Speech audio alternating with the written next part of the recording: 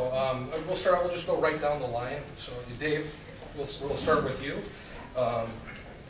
2 minutes. All right. Good evening. My name is Dave Thompson, and you know I had a very different experience growing up than most of you here. Number one, it was a long time ago. Lincoln was president, and things were in turn. No, not quite that long. But it was very different. I grew up in northwestern Minnesota, graduated from high school in East Grand Forks, and went to college across the river at the University of North Dakota.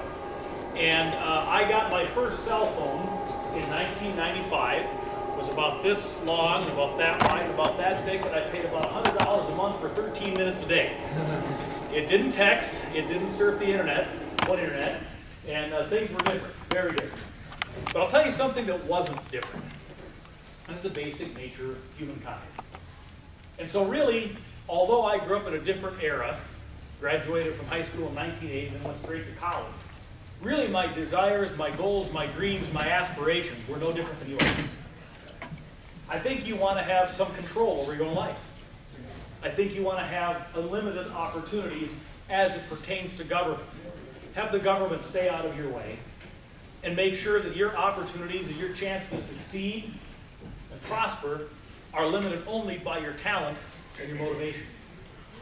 So while the circumstances change and the years go by, we live in different parts of the state. Some people come from the central city, some from the suburbs. Some, like my wife, grow up on a sugar beet farm. Others grow up with parents that own businesses. The American dream is still the same. And that is to have as much choice, as much opportunity, and as many options as you could possibly have. And I'm here to tell you that right now, those choices and opportunities are limited primarily by an over-intrusive government that doesn't respect your liberties and the things that you care about. And so if I'm elected governor, we're going to have policies that are going to enhance your liberty, enhance your freedom, and make it easier for you to pursue those dreams. I'm going to focus on 3 areas: education, the economy, and healthcare.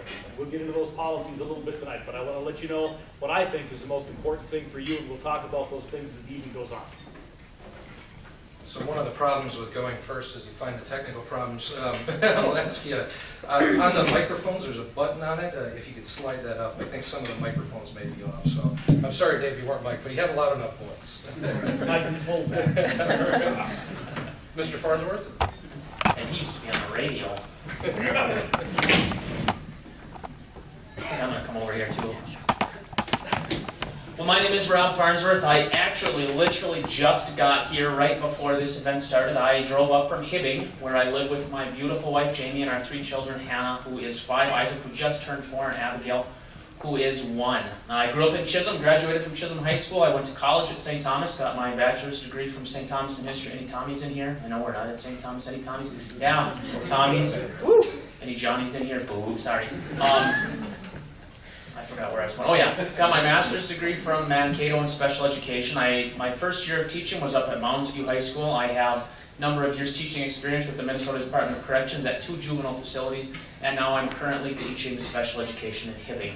And I'm sort of the odd candidate here. I'm the only one actually that could be one of the other Republicans. I didn't know that until tonight. I thought that was up to 30, so I guess I could do that. But I haven't held elected office, you know, and that's generally where a lot of Republican candidates come from. Right, lots of time. I haven't run a big successful business. I'm a little bit strange, but the beauty of that is that Minnesota is kind of a strange state. We have a bit of an independent streak in us. When you think of the governors that we've had, the senators that we've had, Rudy Perpich was a dentist from Hibbing. I was in college in 1998. It was one of the worst nights of my life when Jesse Ventura was elected. We elected a sort of comedian. I didn't think he was that funny, but we select kind of independent people.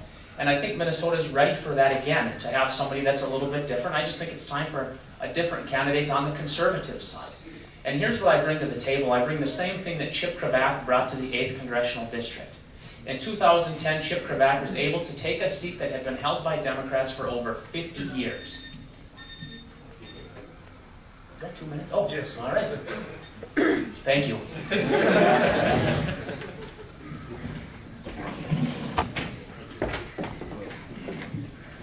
Thank you. Well, thanks all for being here, and thank you for everything you do for our party and for our cause. I'm Jeff Johnson.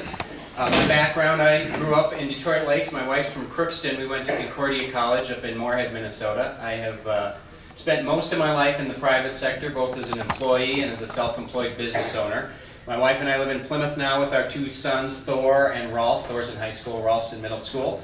And during the time that I was in the private sector, I also served 6 years in the Minnesota House, and now the last 5 years I've been the often lonely conservative on the Hennepin County Board. And I'm seeking your endorsement for governor, and I'll abide by that endorsement because I think it ought to matter, and I do believe it's our best path to victory in November. So tonight I'm going to ask for your support, but I want to ask for something else that I always ask at these forums, and that is, as you listen to us and watch us tonight, don't just view us from your vantage point as a Republican activist or a conservative activist, but at least for part of the night, try to put yourselves in the shoes of your non-Republican neighbors. And ask the question, what are they going to think of each one of these guys? Will they like him? Will they trust him? Will they actually consider voting for him? Because, like it or not, we're going to need a lot of those non-Republican neighbors if we actually want to win in November. And that doesn't mean we compromise on our conservative principles. I've never done that, and I never will. But as Republicans in this particular state, it's not enough for us to just say we're going to pick a good, solid conservative, and that's what we need to do. We need to do more than that. We need to pick a good, solid conservative who can form personal connections with everyday Minnesotans who aren't Republicans and who can share a positive, relevant, conservative message that actually inspires them to pick us over all the promises they're going to get from the Democrats. So tonight I just ask that you spend a few minutes in your neighbor's shoes because we're going to need them in November. Again, thank you for everything you do, and I hope to earn your support. Wow, look at that. That was amazing. Good evening, my name's Marty Seifert. I'm a candidate for governor. I got in the race late around Thanksgiving time. I live in Marshall, Minnesota with my wife Tracy and our children Brittany and Braxton. Went to college in Marshall. I grew up on a farm. I've been a high school teacher for 4 years. I worked in university admissions for 9 years, so I know what many of you are going through with trying to afford to pay for school, which is important. That's one of the tickets to the American dream. If you work hard and play by the rules, that you can realize the American dream, and I think we're all for that. I worked at the hospital the last 4 years. I was 14 years in the Minnesota House of Representatives, including 3 years as minority leader. And I also have been a realtor and have owned my own business for 12 years. So that makes me about 74 years old. I'm actually 41. I don't look that young, but I am. My main issues are downsizing the size, scope, and power of government. I believe that individuals and families and businesses know how to run their own affairs without government telling them what to do all the time. Because I've worked at the hospital, I've seen the horrors of Obamacare firsthand. In education, we want choice and we want quality and we want academic instruction. We don't want the federal government dictating our education policies. And for transportation, 90+% of our population gets around on roads, and therefore that's where I think the money ought to go in that type of percentage. I ran in a district that was carried by many Democrats, but I got reelected with 60 to 70% of the vote. People like straight answers, and they like honesty. I've never taken a penny from a lobbyist in any of my campaigns, including this one. If any of you want to be an intern or volunteer for the campaign, we can sign up over there.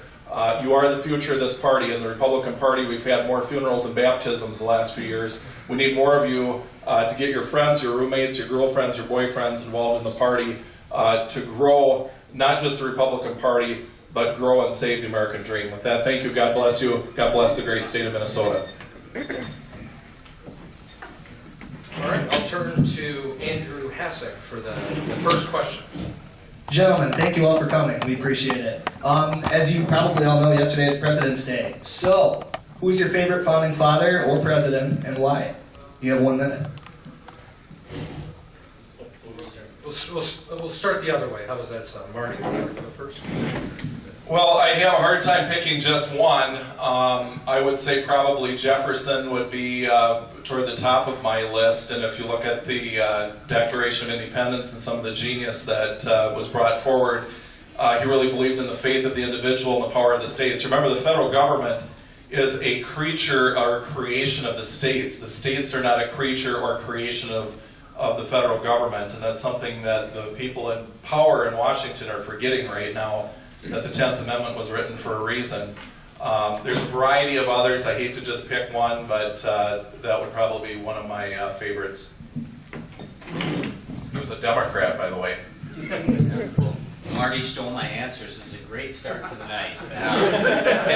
Honestly, I go back and forth between Thomas Jefferson and John Adams, even though they were extremely different people. But I would probably fall on the side of Thomas Jefferson just because of his love of liberty and his ability to put that into words and really inspire people. And you know, I'll just second what Marty said, because I bring this up frequently. The federal government only exists because the states created it and allowed it to exist. And I think so many Americans, and certainly so many politicians, have it exactly backwards. They believe that states exist because the federal government created them, and it's the other way around. And we need to constantly be reminding Minnesotans of that every single solitary day, that the federal government exists because we let it exist, and we cannot allow the federal government to take away the powers of the state or the liberties of individuals, as we're doing on a daily basis right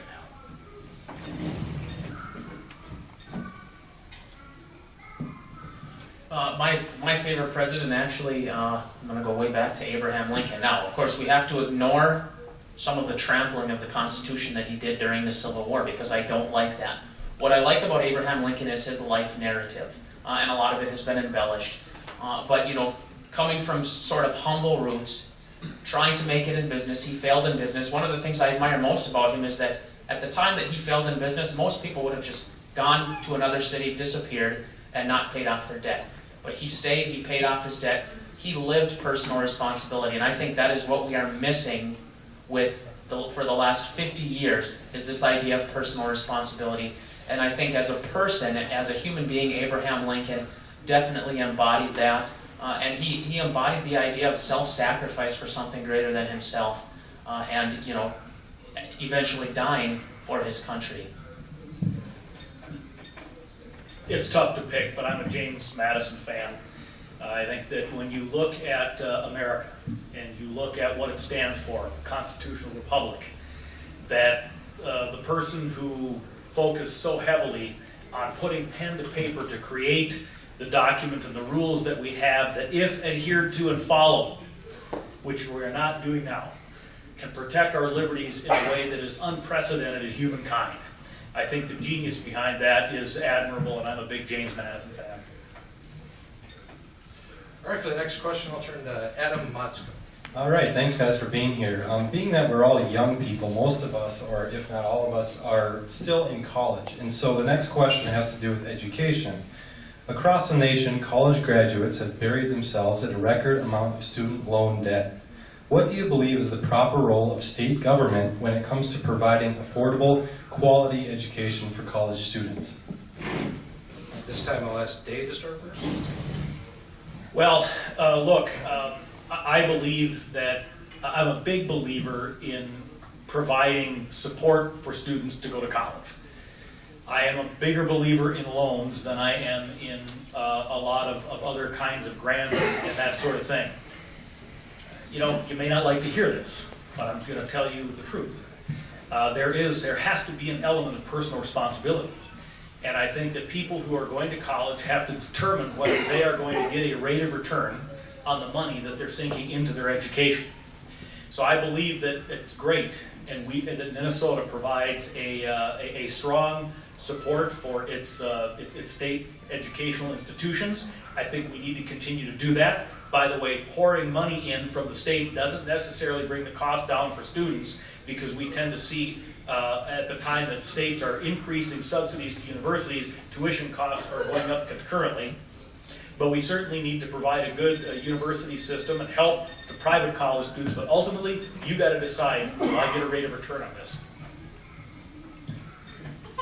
One of the first areas that I would look to reform is actually our education system. And what I would propose is that we have a much stronger partnership between our high schools and our colleges and universities, much stronger than the PSEO program that we have now, so that every student in Minnesota has the opportunity to walk out of high school with 2 years of college done and paid for.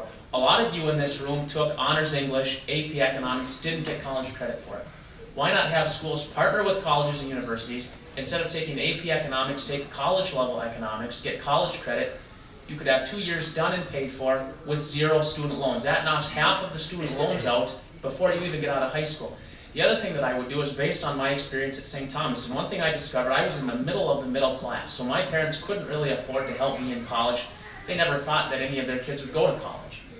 So what I learned is the kids where their parents made a lot more money than mine, their parents paid for it. The kids whose parents made a lot less money than mine, the government paid for it. We need a much more equitable system for student financial aid.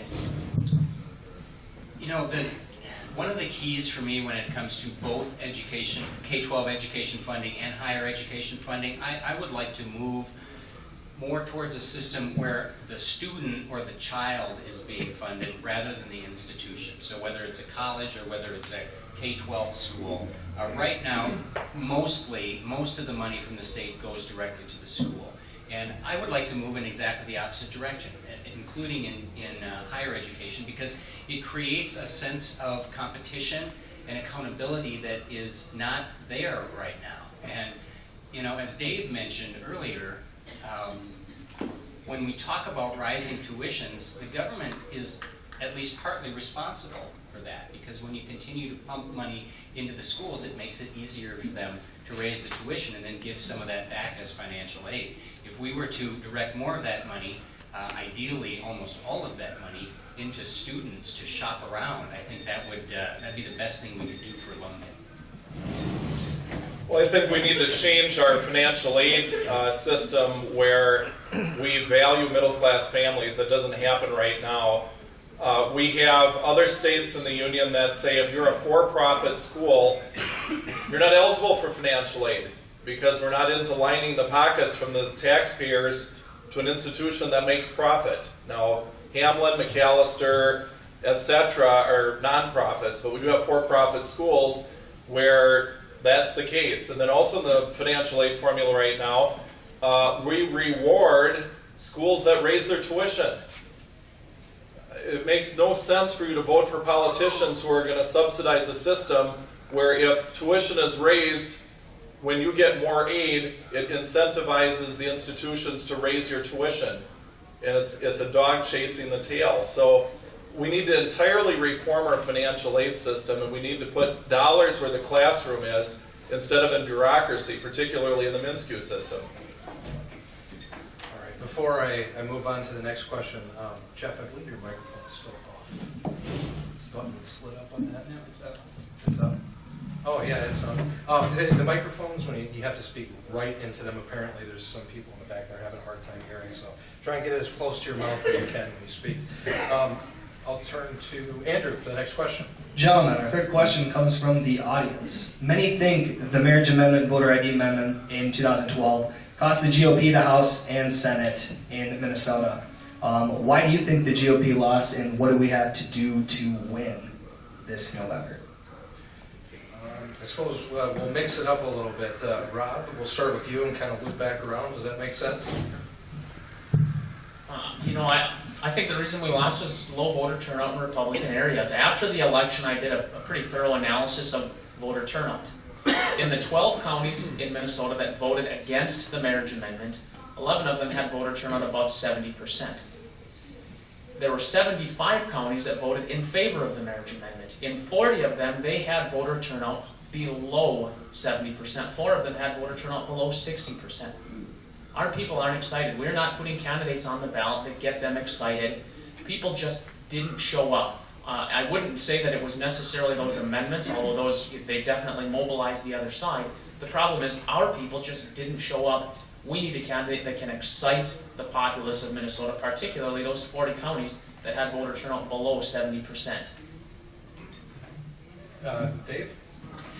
You know, elections are typically not simple to analyze, and there were a lot of things going on in 2012. I don't think there's any doubt that we got hurt in some suburban races with the marriage amendment, the photo ID amendment, that sort of thing on the ballot. Did it cost us the majorities in the legislature? Who knows? We had a presidential candidate that didn't excite. Typically, a presidential year is not particularly good for us here in Minnesota. If you look at the history of the state Senate, it's not good during presidential years here in Minnesota. And so I think there are a number of things. Look, people are usually surprised to find out the marriage amendment did better than photo ID. And a lot of, not only did we have the depressed turnout, we also didn't raise the money we needed to win on these issues. So I think there are a lot of things at play. Obviously, in retrospect, you look back and say, gee, we wish we could have done some things differently. And I guess like everybody else, I have, I am very clairvoyant about the past. Unfortunately, figuring out how things ought to go in the future, that's a little more complicated. Marty? Well, I think we need to have a message that inspires people, and we didn't have that 2 years ago. We need candidates that people are going to believe in. I grew up in Minnesota where people were inspired to invent things like Polaris snowmobiles and Medtronic and repackaging companies and so forth. And under the Dayton Obama economy, people are living in mom's garage instead of inventing things in mom's garage. Unfortunately for us, we have had sometimes right message, wrong messenger, but we need to succinctly be able to tell people what we stand for and let them know that government isn't there to do everything for them and to control their lives, but rather to inspire them to better themselves and their family. And we have had messengers from the Republican Party that haven't been doing a very good job of articulating that. So I think a lot of it is about the message coming from our candidates and our party. We can talk about the various amendments, but I would remind you that tomorrow the Democrats are having a caucus that requires a photo ID. Think about that for a little bit. There are so many things that you could look at from 2012 that contributed to our losses. The amendments, certainly in parts of the state, were part of that, but there were a lot of other things going on too. The key, though, is we start out in such a hole in this state as Republicans. A lot of non-Republicans just have this notion of us that we don't care about them. We don't care about what matters to them, and we've got our own sets of issues, and we're just going to shove them down their throats. That's the perception, and that's the perception we have to dispel. And the candidates are the only ones who can really do that.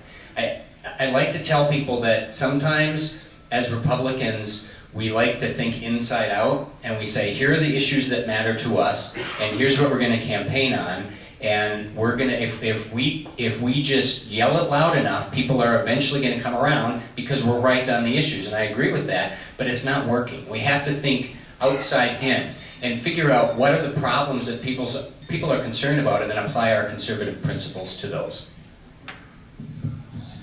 All right, now if I remember right, it's Adam's turn. Yes, I want to go back to the dynamic that a few of you mentioned earlier about this relationship between the state government and the federal government. So this next question specifically, just last week the Missouri State Senate approved a measure that would nullify federal gun control laws and punish federal agents for enforcing those laws with up to 1 year in prison. Similar actions have been taken across the country by state governments to combat overreaching arm of the federal government on issues like Obamacare and the NSA surveillance. As governor, how would you use the tool of nullification specifically to defend Minnesotans against the federal government?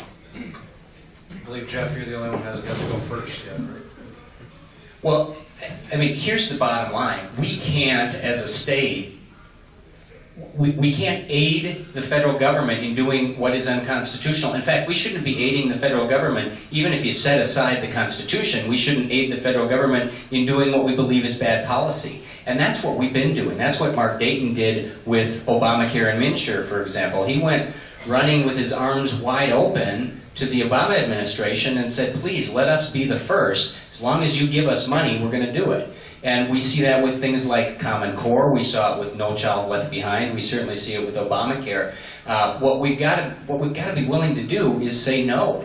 They don't mandate these things on us. They convince us to do it by giving us a whole bunch of money, and we always say yes because we can't turn it down.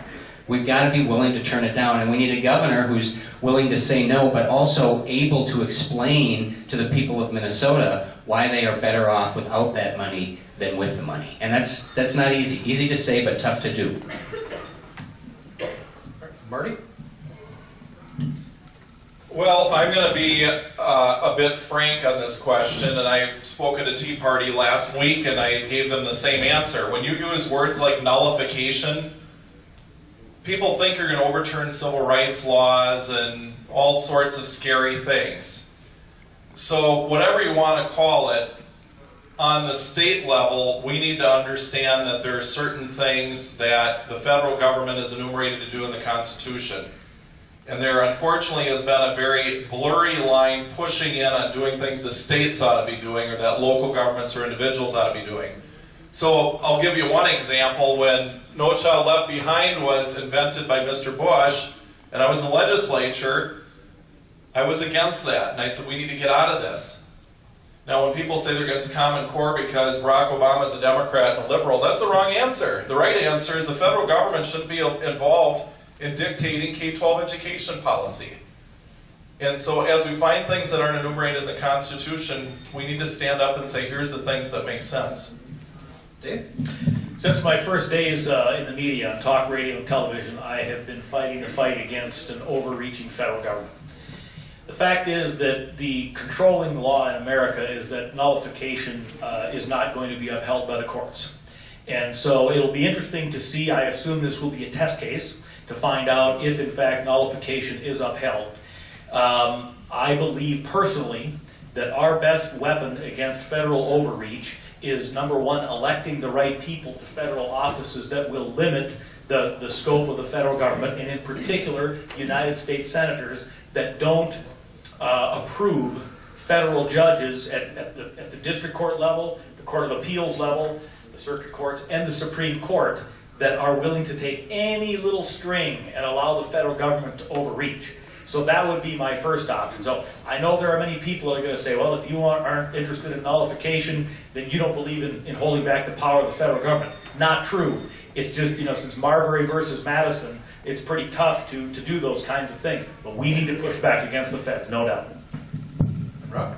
I agree with Marty that nullification it just sort of has this idea with people that aren't necessarily Republicans, it's a bad thing, that we're going to overturn the laws.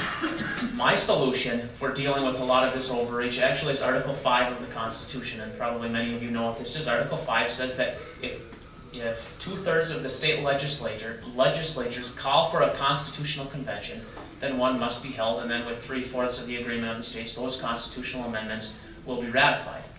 So basically, you have a Congress that isn't going to set any debt limit. That, even the Republicans just passed on it. We're not going to get a balanced budget amendment. We're not going to get term limits. The best solution at the federal level is to call for a constitutional convention, which, by the way, I think Wisconsin is voting on tomorrow to be the 20th state, so we only need, I think, 17 more states to call for a constitutional convention so that we can call for amendments, possibly a balanced budget, term limits. All right, Andrew, next question. Our next question concerns entitlements. As governor, do you plan to scale back entitlement programs? If so, how do you plan to still provide support to families or individuals who truly need it? I think we'll start with Dave. The answer is yes, I would scale these things back. The key is to determine which of these programs are truly providing a hand up and helping people to become functional, productive citizens and take care of themselves, and which ones are creating disincentive for that and miring people in a lifetime of government dependency, which destroys our economy, but more importantly, destroys the human spirit. So we've got to determine which of those programs are not working and discontinue them. I don't believe that people in this country, the vast, vast majority, think that our young, our elderly, and our infirm should be left in the streets without hope and without 3 square meals a day and a place to live that protects them from the elements. But it's a small percentage of the population that can't take care of themselves. So we have a lot of people that are dependent upon systems that create incentive to stay on them and not become self-sufficient. We've got to review our systems, review our programs, get rid of those that don't work, and stick with those that do. Rob? At the state level, absolutely. I don't believe that the state government should be providing social services. These are services that should be provided at the county level. And so basically, here's what happens. We pay taxes, we pay sales taxes, and we pay income taxes. We pay all sorts of taxes. And it goes to St. Paul, and then St. Paul sends it to the counties and says, here, provide these social services. We don't need the middleman. If we lower taxes, if we lower our sales tax, and if we lower our income tax, if we lower, get rid of business taxes, then counties, and at the same time as we lower those taxes, if we say we're also cutting back on social services, then counties can decide, okay, we want to continue to provide these services or we don't want to continue to provide these services. Now the nice thing is about that plan for somebody like me, I live in Hibbing, it's about 3 hours and 10 minutes from here, so 3 hours and 15 minutes from the Capitol. I'm not likely to show up at the Capitol to talk to my legislators to say, you need to stop spending on social services. But I am likely to drive an hour or a half hour, depending on where they have our county board meeting, to tell the county, stop spending so much money on social services. It needs to be done at the most local level. Joe? This is my life on the Hennepin County Board right now, actually. I mean, if there's one area of focus other than trying to slow down the trains, it is trying to reform our welfare system so that we're actually measuring whether programs help people become self-sufficient or not. And one of the three main goals that I've talked about since day one of this campaign is to start an audit of every program that taxpayers fund, and we'll start with the human service programs, the welfare programs, because they're easiest to measure. And the ones that can prove that they're actually doing what we claim to want them to do, which is move people from welfare to self-sufficiency so they can take care of themselves and their families, we should celebrate those programs. But the programs that don't do that, the ones we fund because it makes us feel good, and there are so many of them, that actually aren't helping people, they're making things worse in many cases, we need to end those programs. And that message is so much more powerful for us as Republicans than we're going to cut X% from the welfare rolls because we lose half the population the minute we say that. But if we say we're going to fund what works and stop funding what doesn't, we'll get to the same place with a better message. Marty? On entitlement reform, I've been very strong on this. And simply, entitlements is when you reach a certain age or income category, you are entitled to a program without question. So the state government has a standing appropriation to support you. We need to entirely reform how the system works because we've, unfortunately, under Mark Dayton and the Democrats in the legislature, they've blown off asset requirements for welfare. So you can have people with lots and lots of money in their savings, very nice vehicles, etc., but if their income is lower, they don't have to tap into that to provide for them and their family. So if you believe in self-reliance, the system's going in the wrong direction. And our entitlements are so out of line with the other states, we are a magnet. We attract tens of thousands of folks here from other states and other places to enroll in our welfare program. So we need to reform that. And maybe it means leaving the program the way it is for people right now, but for new enrollees, we put in the new program. But I'm also going to be for corporate welfare reform, like Mr. Wilf's entitlement for $500 million. That's an entitlement that needs reforming too. So I'm going to point out to the audience here before we get to the next question, we have time for about 2 more questions. So if there's something that you'd like to ask the candidate, make sure you fill out that card and get it to Danny ASAP. So with that, we'll turn to the next question. Adam. All right, the next one is from the audience. I think this is something prevalent to conservatives and libertarians on campus, something we run into very often. The question is, the GOP is often accused of being big government on social issues, while smaller government on the economy. What, in your opinion, is the relationship between promoting a moral culture and supporting limited government? Marty, would you like the answer first? Well, if you want to boil it down to government, it's to protect life, liberty, and property. And so people struggle sometimes and they say, well, it's to protect life, liberty, and property. You have the liberty of one person and the life of an unborn child, and so therefore there's some conflict there. So I think a lot of it is definitional, depending on the person making the argument on defending life, liberty, and property. I am what I am when it comes to the various issues of the day. And sometimes they're not popular positions, like when I voted against the primary seatbelt bill and some of the other nanny state stuff that the state has rammed down people's throats. The reality is the police have 100 reasons to pull you over. I didn't think they needed 101 reasons to pull you over. So, you know, people don't want to hear that in some of the law enforcement community, but the reality is that Minnesota's law books are chock full of too many things, and frankly, Republicans have been as guilty as Democrats by putting some of these things into the law book. So let's start repealing some of those things. Jeff? Well, one of the main functions of government is to protect us from harm from other people, not from ourselves. And so, you know, Marty mentioned the nanny state. And we are seeing that every day in Minnesota, whether it's at the local level or the county level or the state level, is government has decided that it needs to protect us from ourselves. And it needs to help us make better decisions about where we live, or what sort of transportation we use, or what we eat, or what we drink, or what we teach our kids. And it's really, none of that is any of government's business.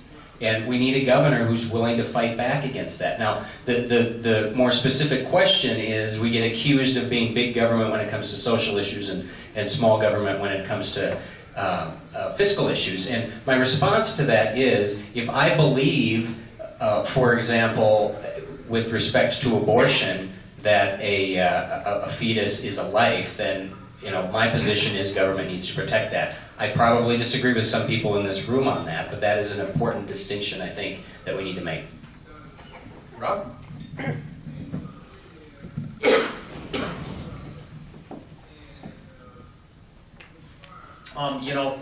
They mentioned that. Excuse me. They mentioned the nanny state, and they're absolutely right. And it goes back. I mean, things go hand in hand. You don't have one thing and then another. You go back 70, 80 years ago, and the federal government started saying, we're going to take care of people from birth to natural death, and in some cases not natural death. And so then at the same time, the government says, so since we're taking care of you your whole life, we also have to make sure that you live right, and that maybe you shouldn't smoke, and maybe you should drive with your seatbelt. And I reject both of those notions, and I accept personal responsibility. And when I think about abortion, I'm pro-life. I think that one of the fundamental functions of state government is public safety, and that should include human life in the womb. But you think about abortion, what has the government said? They've said, well, there's no such thing as personal responsibility, so if you make choices, we're going to make it possible for you not to have to accept the responsibility for your action. I apply much the same principle to social issues that I talk about when it comes to economic issues. I said we're going to protect our young, our infirm, and our elderly. That's how I'm with the social issues. I'm not particularly interested in governing all kinds of conduct between consenting adults. But when it comes to innocent people that are not in a position to protect themselves, like the unborn, yes, I think we as a society have a duty to protect that. And I'm not ashamed of that. I'm happy about that. I think where we go over the line is, yes, I've never been a proponent of seatbelt laws, motorcycle helmet laws, those kinds of things. Obviously, I'm a believer in people deciding what firearms they're going to own and that sort of thing. And so to me, it boils down to we have an interest in protecting those who cannot protect themselves, but for those who can protect themselves, let them run their own lives. All right, next question. All right, our next question concerns healthcare.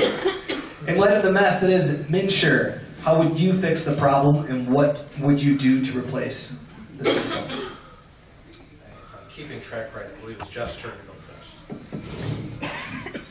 Well, the principle is very simple. We need to move from a government-controlled healthcare system to the free market as best we can. Easy to say, tough to do. I would have vetoed MNsure had I been governor at the time, and I think everything I will do as governor will be to push us towards eliminating MNsure entirely. I don't think it can be fixed.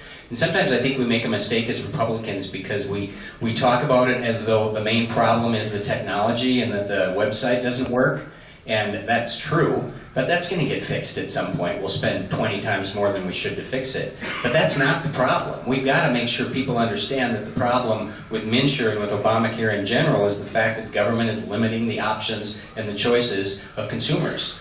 The more choice you give consumers and the more options you provide to them, the higher the quality is going to be and the lower the cost is going to be. It's a pretty simple concept. So that has to be where we're constantly moving. I'll move to Rob. Before the federal government takeover of healthcare, Minnesota had the best health system in the world.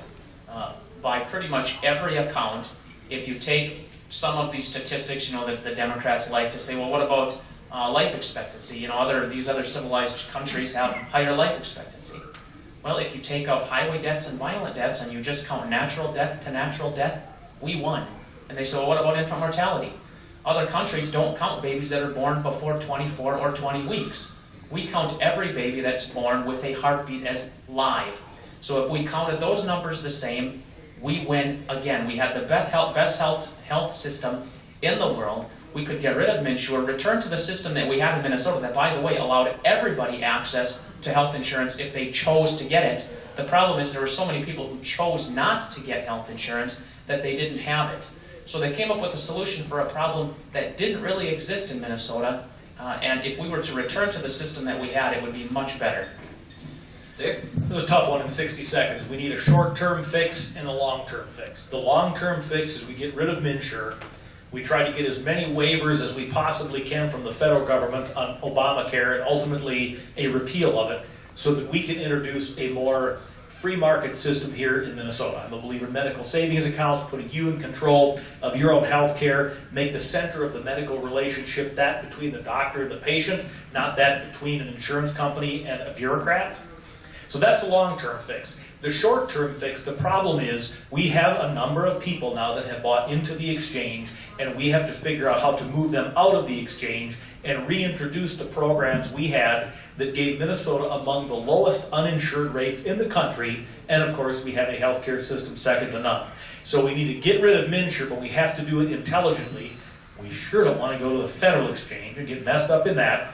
And then in the long run, we need to push back, along with other states, to try to get rid of the requirements of Obamacare and have our own system with competition and choice.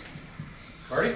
As Republicans, we all know that in any given service, when you have more choices, prices go down and quality goes up. That's the same way with health insurance, but in the state of Minnesota, we have allowed about 4 nonprofit bureaucracies to offer insurance rather than across state lines. So if you look at car insurance, you've heard of Geico and you've heard of Nationwide and other insurance companies. That's why car insurance tends to be more available and more affordable than health insurance. We need to bust open the government bureaucracy monopoly. We need to grandfather people in, obviously, that are using MNsure to get them onto a different type of thing. But we also need to have some solutions on health care. When I was administrator on call at the hospital the last 3.5 years, I noticed that there's about 40 ailments that can be done at urgent care instead of the ER. In Marshall, Minnesota, an urgent care visit's $68 for something like a mild laceration or a urinary tract infection. The same thing at the ER is $680, a 90% difference if we can pre-triage people before the ER into urgent care. Those are the common sense solutions that Republicans can herald to win this election. All right, they talked me into one more question. I think we'll have enough time to do it. So, last question. All right, I want you guys to have a little fun with this one. With all of your wisdom, you're speaking to a crowd of young people. What is one tip of advice you would give us as not only young activists, but young people in general? Start with, I think Rob hasn't had a chance to start. I think it's going to be the hardest question of the night. In all of my 35 years, go to St. Thomas. No, just kidding. You know, I think don't give up would be the best. You know, there were times over the last number of elections where I threw my hands up. I looked at my wife. I said, "We're moving to Texas, or we're going to get out of here."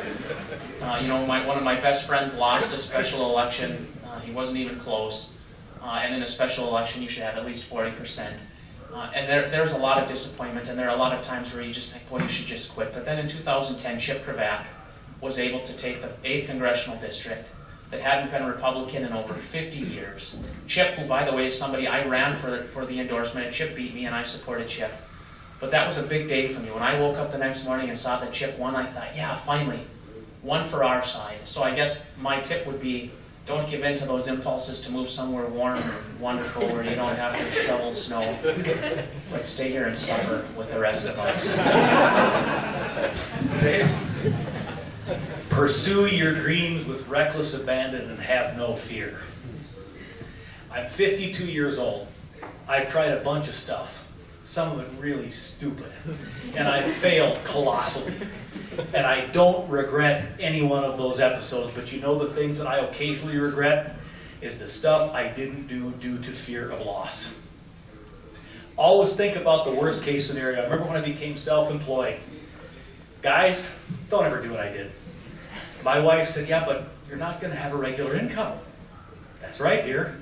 I said, but the worst thing that's going to happen is we're going to go completely broke. We'll have no money. and we'll be living in a 700 square foot apartment with green shag rug, just like in law school. That's not so bad. She disagreed. But I'm serious. Really, the worst thing that can happen to you pursuing your dreams is not nearly as bad as the regret you'll experience if you don't do it. Go for it. Marty? If I was your age and I wanted to be successful in life, the first thing I'd do is go over to the Seifert table and sign up as a volunteer or an internship. But I would say work hard, play by the rules, and take personal responsibility for what you do. It isn't much harder than that. If you work hard and play by the rules, you can realize the American dream. And I know we were at Mass on Sunday, and they were talking about, how do we improve the impoverished around the world? It's something we all want to do. It's not about making ourselves better all the time. There is something else in life too.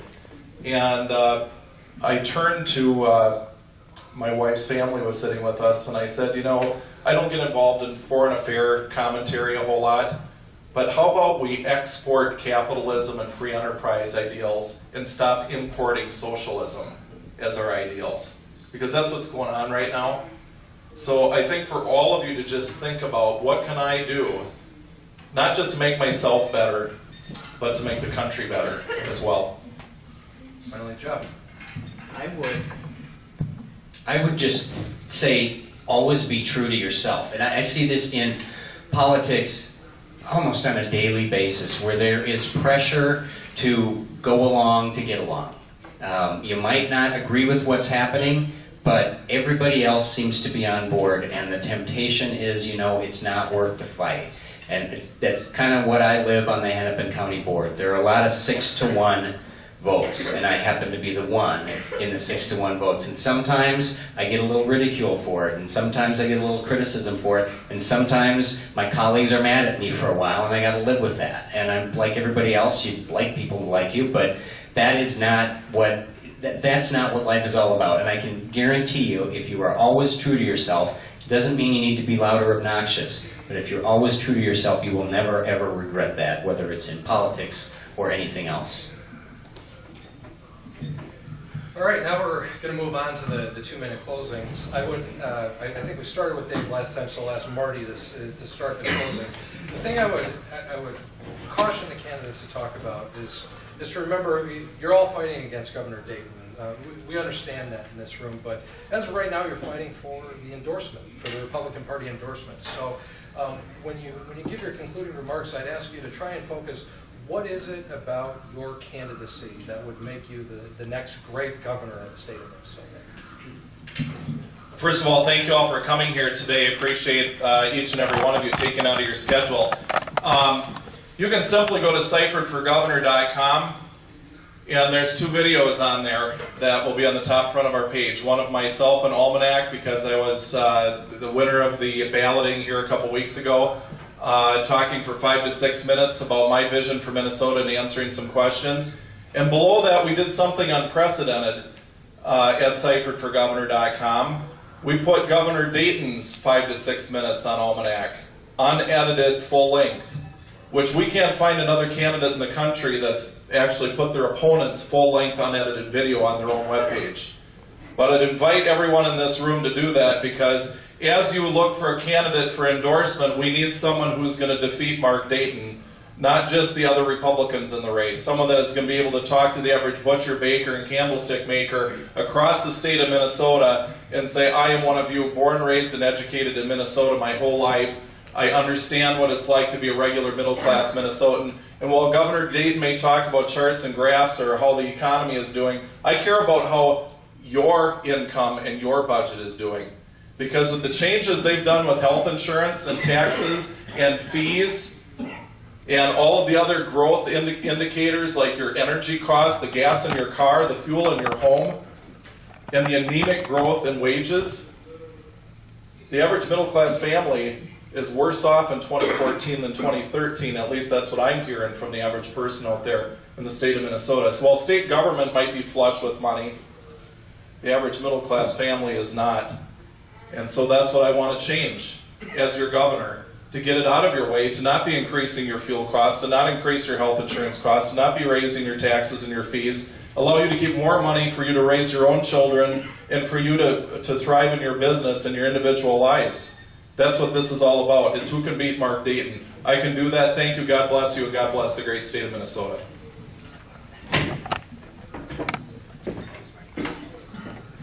Well, I think it's all about the vision. And I mentioned when I started that we need to pick a candidate who can share a positive, relevant vision that actually inspires people and makes them like you and trust you and actually want to vote for you. Martin Luther King did not have a 12-point plan. He had a dream. He had a vision. So here's what I'm sharing with Minnesotans. I have a vision of a state where politicians understand that people work really, really hard for their money, and we treat it as carefully as though we're coming out of our own pockets. That ain't happening right now. I have a vision of a state where healthcare decisions are made by patients and by doctors, and not by insurance companies, and certainly not by the government, and where a truly great education is available to every single kid in this state, regardless of where they live or how poor their parents are. And I have a vision of a state where the most vulnerable among us, the least among us, are treated with dignity, and we're not just always herding them into some government program because it makes us feel good, but we're actually figuring out ways to give them access to the same private market that we all live in so they can walk on the same level as we do rather than some level beneath. And most importantly, I have a vision of a state where we have abandoned this philosophy of the poor are poor and the rich are rich, and all we can do is redistribute the wealth. And instead, we are preaching every single day a sincerely held belief that the poor can become middle class, and the middle class can become rich, and anyone who started with nothing can still achieve anything in this state. That's the vision and the message that I'm sharing with people across Minnesota, and I think that's the vision and the message that will help us win in November. So thank you all again, and I hope to earn your support. Rob?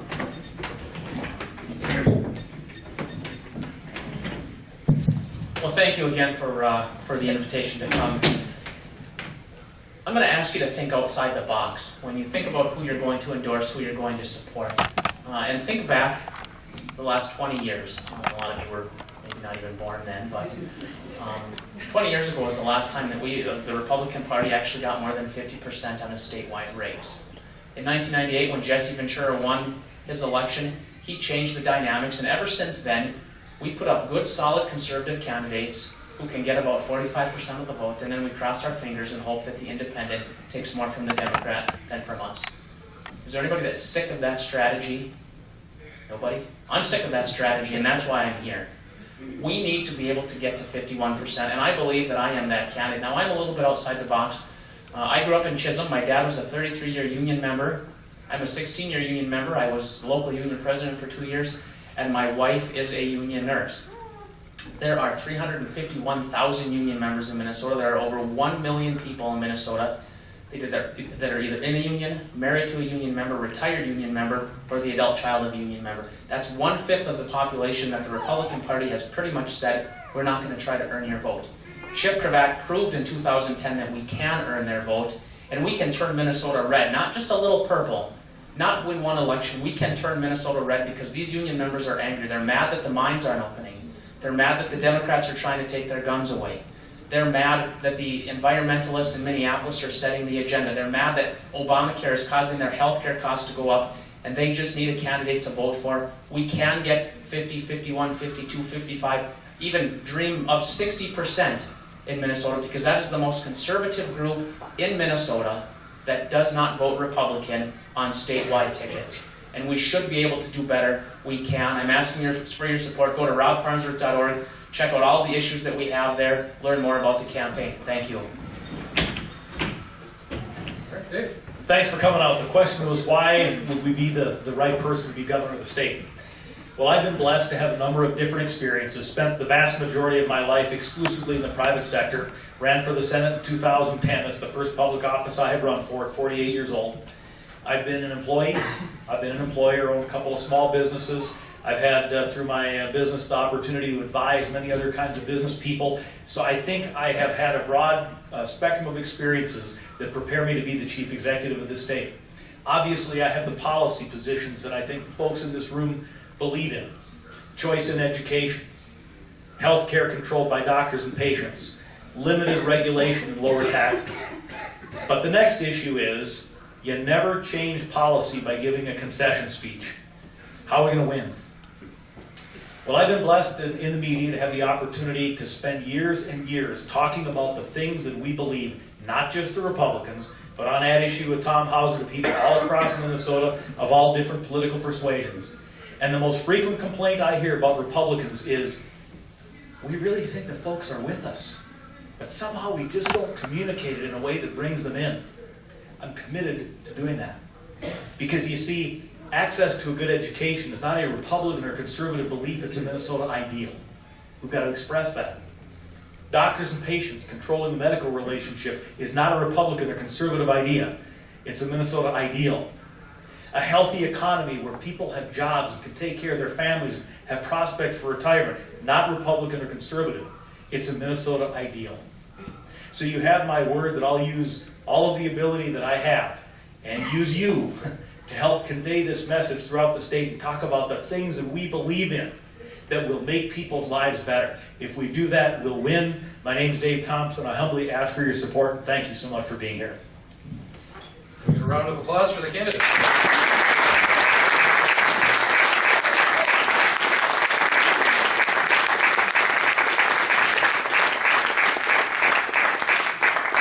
That concludes our debate. I know that some candidates have to leave, but others will be staying. You can feel free to help yourself to the remainder of the hors d'oeuvres. I don't want to take them home with me, so clean us out, get a chance to mingle with the candidates. But thank you all for coming. Thanks. And that,